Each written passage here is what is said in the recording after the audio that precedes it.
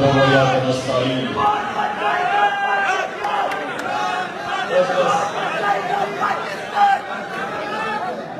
میں آج آرام سے بیٹھے آرام سے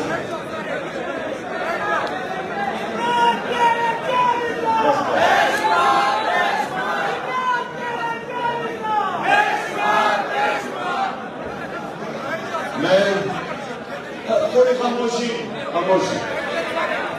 بڑی دیر کے بعد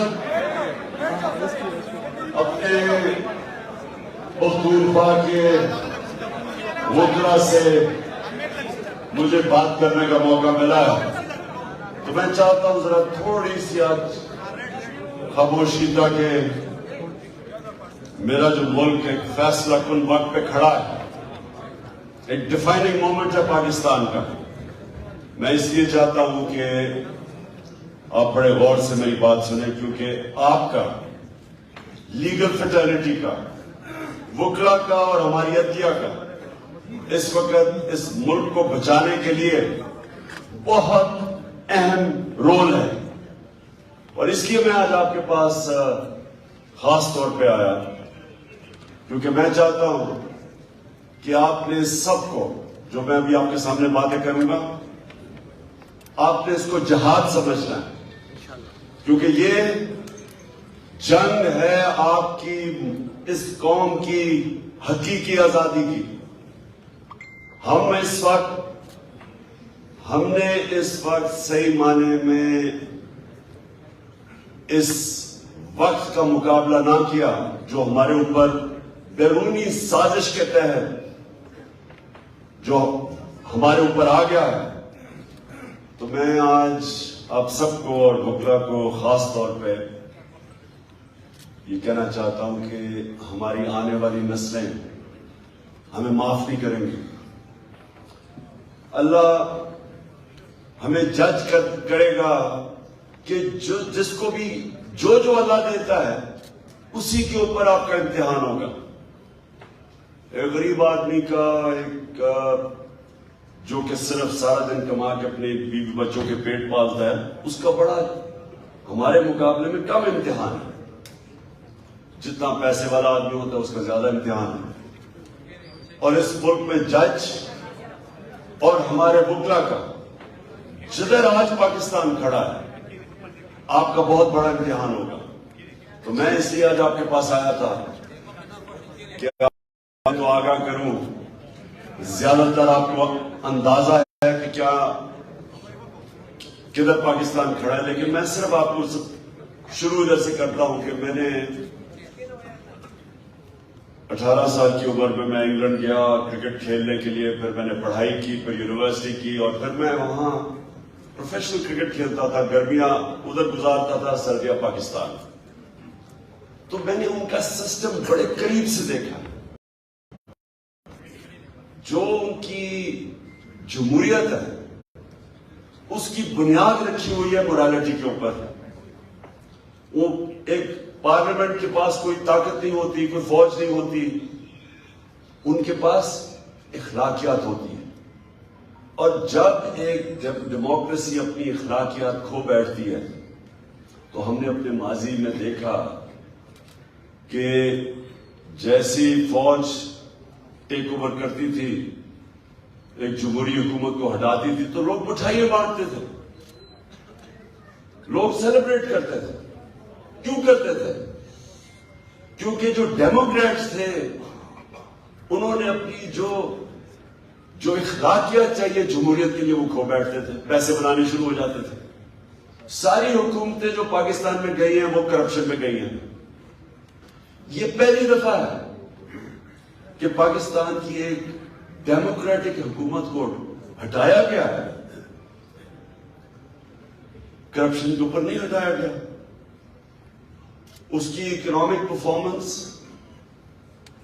آپ کو حیرت ہوگی یہ سن کے کہ پاکستان کی جو پچھلے 2 سال ہیں ہماری اکنامک پرفارمنس، یہ ہماری تاریخ میں بڑے کم اس طرح کے 2 سال ہیں. 5.6% پچھلے سال، اور یہ جو 2022 کے سال میں 6% ہماری اکنامک گروتھ تھی. یہ ہمارے بڑی کم دفعہ ہوا ہے.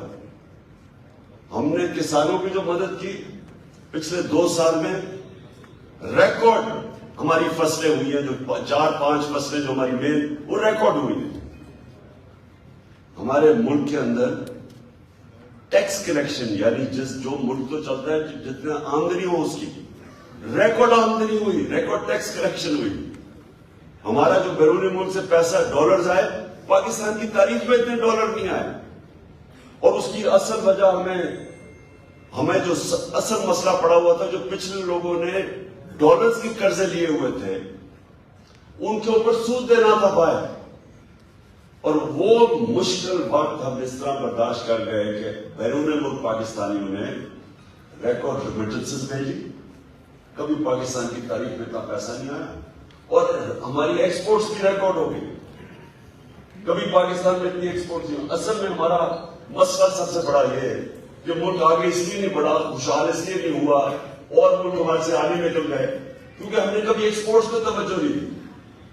تو ہماری حکومت نے ایکسپورٹس کو ریکارڈ ایکسپورٹس کی. تو حکومت جب ہٹائی گئی تو پاکستان تو ایک بڑے مشکل وقت سے نکل کے آگے جا رہا تھا. جو کرونا ایک صدی میں ایک دفعہ اتنا بڑا بحران آتا ہے جو کرونا وائرس کا آیا ساری دنیا میں، تو پاکستان تو وہ ملک تھا جو 190 ملکوں میں گنا جاتا ہے ٹاپ 5 ملک جنہوں نے سب سے بہتر کرونا وائرس سے ڈیل کیا.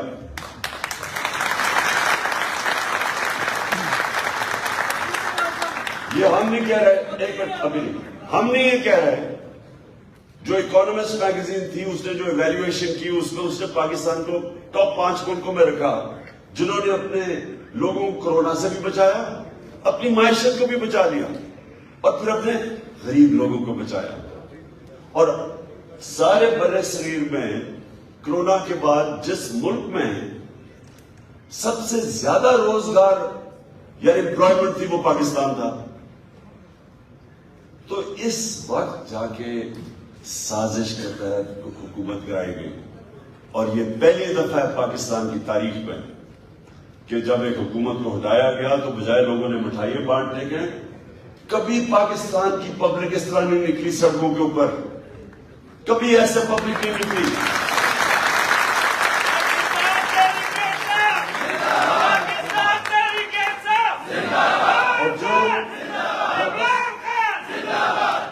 جو سازش کر رہے تھے جتنے کھلاڑی ہو مل کے جو سازش کر کے حکومت کو گرایا وہ خود دنگ رہ گئے کیونکہ ان کو یہ بتایا گیا تھا کہ جناب یہاں تو مٹھائی بانٹی جائے گی.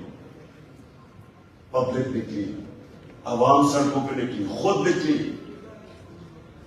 تو میں آپ کے پاس اس لیے آج آیا ہوں کہ دیکھیں ایک حکومت کے اوپر سازش ہوتی ہے، جو مراسلہ، جو سائفر، جو ہمارا امبیسڈر بھیجتا ہے واشنگٹن سے ہمیں، جس کے اندر واضح لکھا ہوا ہے وہ امریکی ڈونلڈ لو ان کا کوئی انڈر سیکرٹری اسٹیٹ کچھ آفیشل دھمکی دیتا ہے کہ عمران خان کو اگر آپ نہیں ہٹاؤ گے تو پاکستان کو مشکلات کا سامنا کرنا پڑے گا.